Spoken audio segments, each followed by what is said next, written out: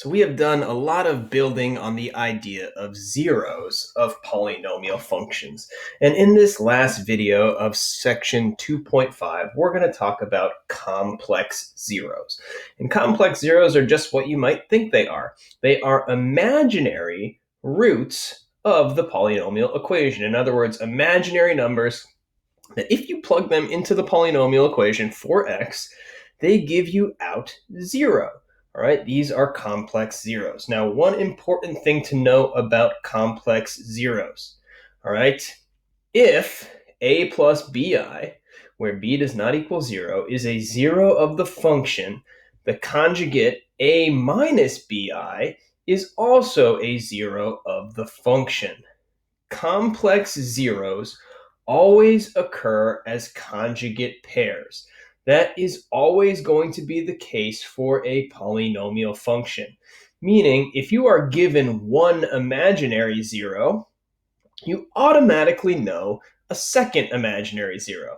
The complex conjugate of that value will also be a 0 of the polynomial. For example here, verify that the given complex number is a 0 of the function. All right, well, how can we verify that a value is a 0?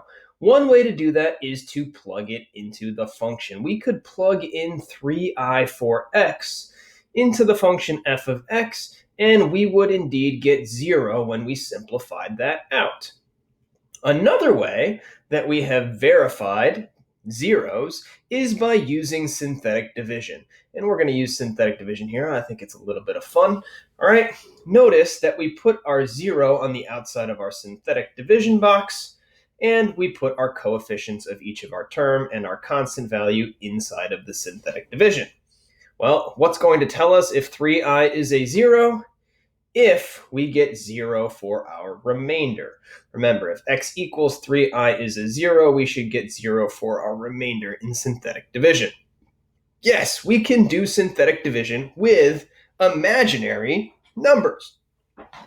The process is exactly the same. We are still going to add vertically and multiply to get diagonally into the next position. We bring down the 2. 2 times 3i gives me 6i. We add vertically. Now notice this is a real number and an imaginary number, so we can't combine them. We just end up with the quantity 3 plus 6i. Now I have to multiply that times 3i. Here's a pro tip. Multiply the imaginary parts first, because notice an I times an I will give you an I squared, which is going to generate a real number. 3i times 6i gives us 18i squared, which is a minus 18. And 3 times 3i gives us 9i. We have minus 18 plus 9i. Again, we add vertically. 18 plus a negative 18. Those are going to add to 0, leaving us with a plus 9i. 9i times 3i gives us 27i squared. I squared is negative 1, so this is negative 27, and we do indeed end up with 0 for our remainder. All right, so getting 0 as a remainder in our synthetic division verifies that x equals 3i is also a 0. Is a 0. What else must be a 0 if x equals 3i is a 0? Well, complex zeros always occur as conjugate pairs, so the conjugate of 3i must also be a 0. In other words, x equals negative 3i is a 0.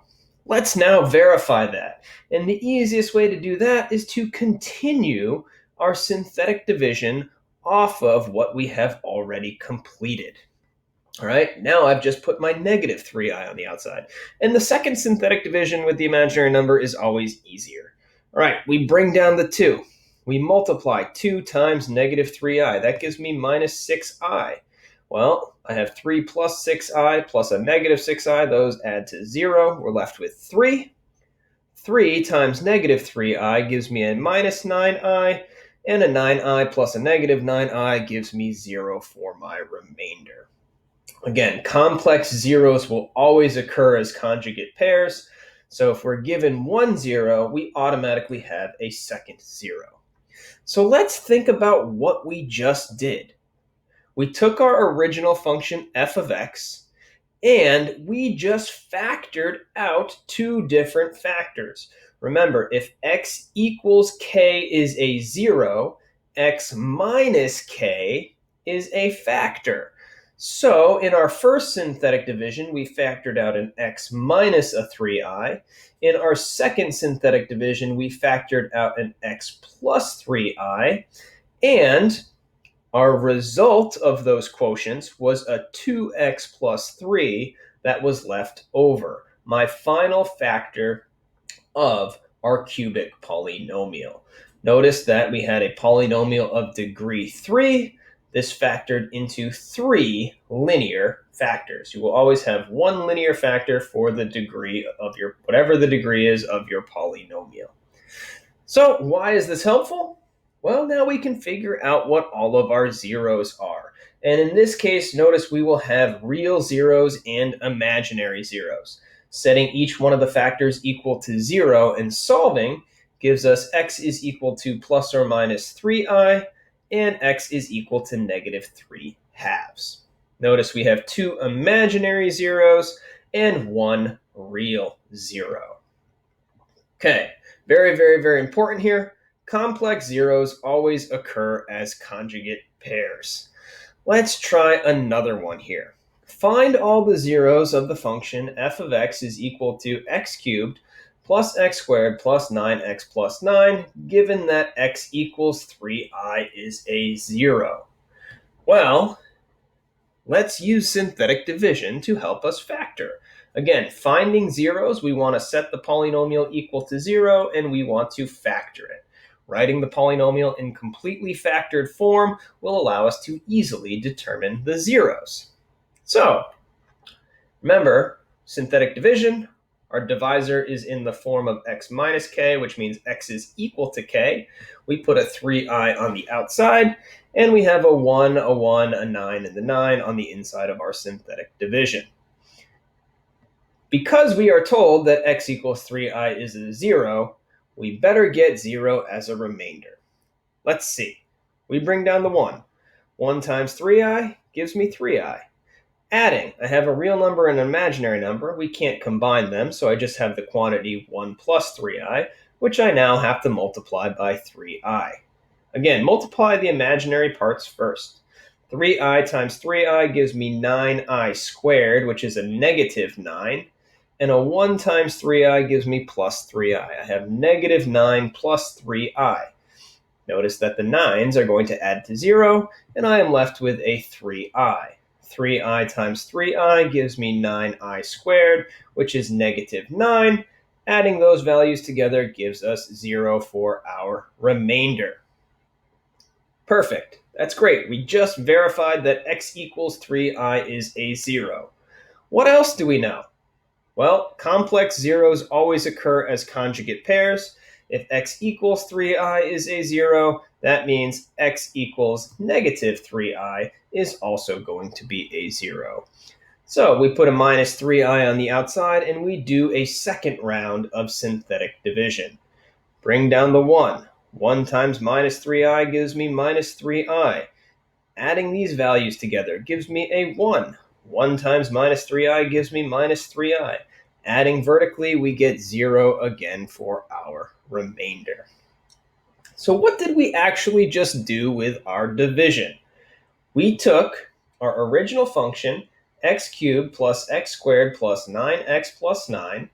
Our first synthetic division, we divided by x minus 3i, that's x minus k.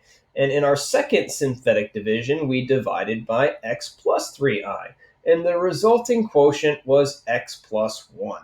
Notice we had a 1x plus 1 here.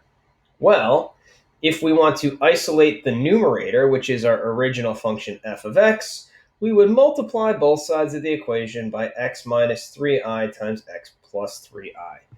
In other words, x cubed plus x squared plus 9x plus 9 is equal to x plus 1 times x minus 3i times x plus 3i. And here we have the completely factored form of our cubic polynomial. And so let's now answer the question. It says find all the zeros. And when it says all the zeros, we're talking about real zeros and imaginary zeros. Well, because it's completely factored, we set each of the factors equal to 0, and we get x is equal to -1, x is equal to 3i, and x is equal to -3i. Those are all of my zeros. All right, one more example here. Oh, before we get to that, real quick, what about the graph of this function? Sketch a graph of f of x. So we have a cubic polynomial. All right, to sketch the graph, we want to first apply the leading coefficient test. What's the degree of the polynomial? Here we have degree 3, which is odd, and a positive leading coefficient. Odd degree and positive leading coefficient means that the graph is going to fall to the left and rise to the right. Determine the multiplicity of each real zero afterwards. Well, how many times does each zero occur? Only once. And I actually only have one real zero, which means I only have one x-intercept, right? Your x-axis has real numbers on it, so the 3i and the -3i cannot be graphed. All right, so we draw out our coordinate plane. We have an x-intercept at -1. We know the graph has to rise to the right and fall to the left. And we know that because the multiplicity of our 0 at x equals 1 is odd, it's going to go straight through the x-axis at x equals -1. And connecting our dots and our curve, we end up with the sketch of our graph. All right, notice there's only one real zero, which correlates to one x-intercept. One more problem here. Find all the zeros and write the function as a product of linear factors. So again, when it says find all the zeros, we're talking about real and imaginaries.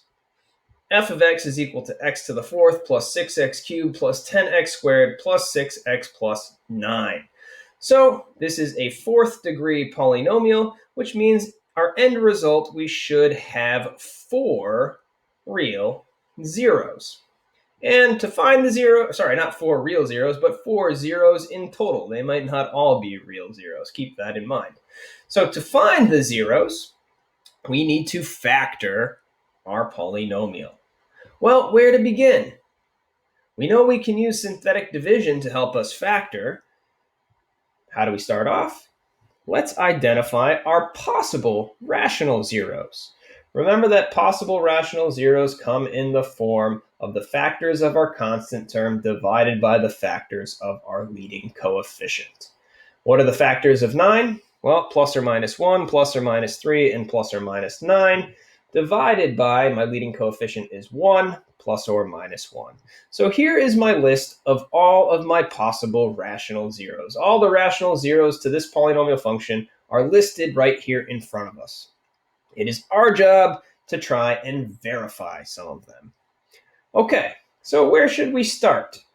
Well, right off the bat, we can actually eliminate all of the positive values. Why is it only necessary to test the negative values? Well, think about it. We are trying to find zeros, which means that if we plug them in for x, we have to get out 0. And if we plug in any of the positive values, there's no way I can add 1, 2, 3, 4, 5 terms and get 0 if they are all positive. All right, so we could start off by trying -1, which would be the first one I would try. Now, if you try -1, -1 actually doesn't work out. So let's go to the next option, -3. Again, for me, I think finding the easiest way to test to see if it's a 0 or not is to use synthetic division and verify that the remainder is 0. So if you test one and it doesn't work out, that's perfectly fine. You can just erase it. Always do your math in pencil. So we've tested -1. -1 did not work. Now let's test -3. Bring down the 1. -3. 6 plus a -3 gives me 3. 3 times -3 gives me -9. 10 minus 9 gives me 1. 1 times -3 gives me -3. 6 minus 3 gives me 3. 3 times negative 3 gives me negative 9, and 9 minus 9 gives me 0. So we do indeed get 0 for our remainder. We verify that x equals negative 3 is a 0, which means we just factored out an x plus 3, right? In other words, we took our original function f of x, we factored out an x plus 3, and we were left with x cubed plus 3x plus 3 times x cubed plus 3x squared plus x plus 3. Notice those are the coefficients from our synthetic division. All right, so we did one synthetic division and factored out x plus 3. Now we have this cubic polynomial. If you're really good at factoring, you can actually factor this cubic by grouping. However, if we're not and we're struggling with factoring, we can do another synthetic division. Look at this cubic polynomial here. What are the possible rational zeros of this cubic portion? Well, we take the factors of the constant term divided by the factors of the leading coefficient. Our possible rational zeros for this cubic portion are plus or minus 1, plus or minus 3. Again, notice I can eliminate right off the bat the positive ones. Now, is negative 1 going to be an option?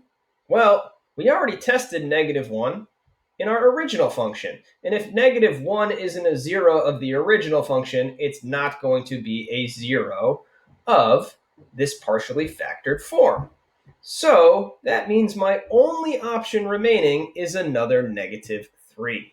So we put a negative 3 on the outside of our synthetic, and we complete round 2 of synthetic division. Bring down the 1. 1 times 3 is negative 3. 3 minus 3 is 0. 0 times negative 3 is 0. 1 plus 0 is 1. 1 times negative 3 is negative 3, and 3 minus a 3 gives me 0 for our remainder. And so what did we actually just do? We just factored out another factor of x plus 3. X plus 3 is actually a repeated factor in this case. We have now x to the fourth plus 6x cubed plus 10x squared plus 6x plus 9, that's our original function, is equal to our first synthetic division, we factored out an x plus 3. Our second synthetic division, we factored out another x plus 3. And what was remaining? X squared plus 1. X squared plus 0x plus 1. We have now two linear factors and a quadratic factor, x squared plus 1. Does x squared plus 1 factor? Well, not in any normal way that we would factor regularly. This is not the difference of squares because these two terms are connected by addition. But think about solving for the zeros of this factor. If you set this factor equal to 0 and solved, you would get x squared is equal to negative 1. Taking the square root of both sides would tell you that x is equal to plus or minus the square root of negative 1, or x is equal to plus or minus I. If x is equal to plus or minus I are zeros, then this is actually going to factor into x plus I times x minus I. Here we have our function written as a product of linear factors. This quadratic, x squared plus 1, actually factors into x plus I times x minus I. So f of x is equal to x plus 3 squared times x plus I times x minus I. Now that it's written in completely factored form, we can determine all of the zeros. We get x is equal to negative 3, x is equal to negative 3, x is equal to I, and x is equal to negative I. Let's now talk about the graph of this function. So we've got our zeros, okay? Notice we only have one real zero. It's at negative 3, and it's actually a repeated 0. What does that mean? Well, that means our graph is going to bounce there. So starting off, let's talk about the leading coefficient test. Degree and leading coefficient. This is an even degree polynomial with a positive leading coefficient. That means our graph is going to rise to the left as well as rise to the right. Determine the multiplicity of each real zero. Well, I only have one real zero at -3, and it occurs twice. As we said, even multiplicity means that the function is going to bounce. So we can now begin to sketch our curve. We know our zero occurs at x equals -3. We know our end behavior, it's got to go up to the left and up to the right. And we know that our graph has to come down and bounce at x equals -3. And there we have the shape of our sketch. Now you might be wondering, how do we know what our sketch does in this area right here? And the answer is, we actually don't, okay? Not until next year. But next year in calculus, you will absolutely cover what happens to our graph in this region. So if you don't have it flattening out, that's perfectly fine, as long as you have the proper end behavior up to the left and up to the right, and you have the graph bouncing at x equals -3, that would be a sufficient sketch for now. But you'll just have to wait and be patient to figure out what's happening in the rest of the graph. Okay, so that concludes chapter 2.5. All right, adding on there in the end, what happens with imaginary zeros? All right, and notice that we can still do our synthetic division to help us factor. Important to recognize that imaginary zeros, complex zeros, always occur as conjugate pairs.